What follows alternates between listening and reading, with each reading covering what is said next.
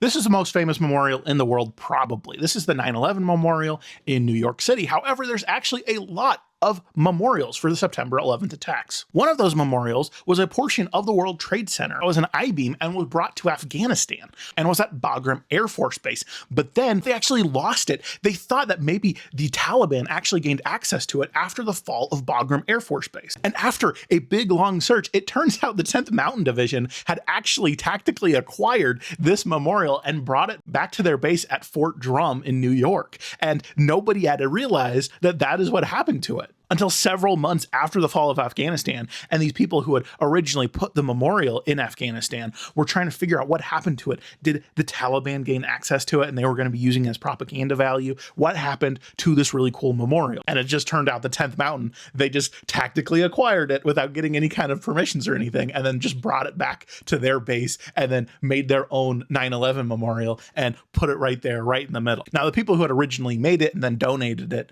to the military were just really happy that it didn't get left in Afghanistan. And they were more than happy that the 10th Mountain had actually got it beforehand, but it was just kind of a funny thing where nobody knew what happened to it. And if it wasn't for the 10th Mountain kind of stealing it, it would have gotten left for the Taliban.